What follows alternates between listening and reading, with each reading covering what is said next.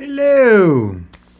How do you manage the responsibility of the tenant when it comes to fixing the house? You rent your house or your apartment or your condo, and basically you want to know, what is the tenant responsible for? Well, it's fairly simple. Keep at it that essentially anything that is not bolted down is a tenant responsibility. What does that really mean? Well, it means that basically, you're responsible for the pipes, you're responsible for the walls, you're responsible for everything. What they're responsible for in terms of fixing is, for example, the sewer. What you're responsible for the pipes. If they put stuff in it, they're responsible for that. But if there's a leaks in your pipes, that's your responsibility. If you are responsible for anything that is bolted down, that means that you're responsible essentially in the bathroom.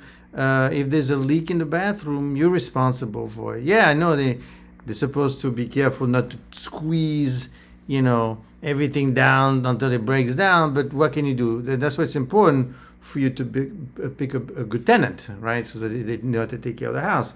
But technically, if the toilet is leaking, the bathroom is leaking, any kind of leaks, you're responsible for it. And of course, you're going to say, well, I have insurance. Well, be careful, because insurance really comes down, and I'll do a video on insurance to be clear. But basically, you're responsible for it. So how do you deal with it? Well, the first thing you need to do is that you need to make sure that you put that in the lease, but not just tenant is responsible to take care of the house and making sure nothing breaks and is responsible for fixing it. I went to court and it doesn't work unless you say the tenant is responsible very specifically for any kind of things having to do with the sewer. Specifically, if they put things in the sewer and that breaks down, they're responsible for the, you basically have to bring a roto-rooter or whatever to come in, and they need to fix it, and it's probably $400 for them to come in, suck the stuff out and bring it out.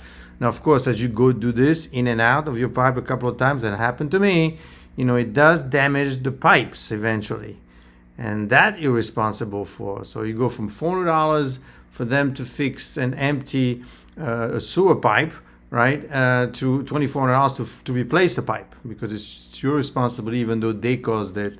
So again, make sure you pick a good tenant, but take a look at my video on that. So really what you need to make sure that in the lease, it is very specifically stated. I would definitely, two things I would say. The first one is anything having to do with the sewer, tell them, you're responsible for fixing anything having to do with putting stuff in the toilet. That often happens because they figure, well, that you're responsible for everything. They don't know.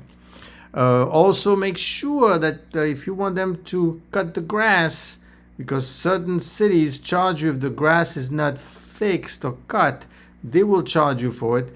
So you want to make sure that it's in the lease that they are responsible to cut the grass. They are responsible to remove the snow. They are responsible for anything that they break. They're responsible for anything having to do again with the sewer. In the bathroom, I don't know. They're responsible not to break anything, obviously. But unless they make a hole in the wall, if this water, the spigot is leaking, right? What are you going to do? I had a case where I had a bathtub, right, that kept leaking underneath.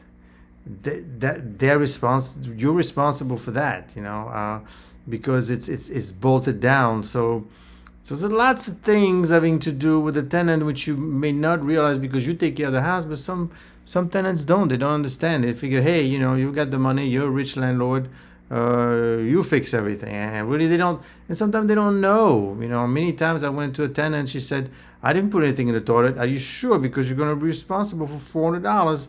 No, I didn't do it. Guess what? Kid put the towel in it, or a napkin, it got stuck. Guy came over, roto-rooter, brought the thing and sucked this thing out. It was $400. You have to charge that to them as well. So, and it's important because then if they don't have too much money and you keep charging $400, then they can't meet the rent, and it's a problem. So you got to watch this. These are the many risks having to do with rental properties.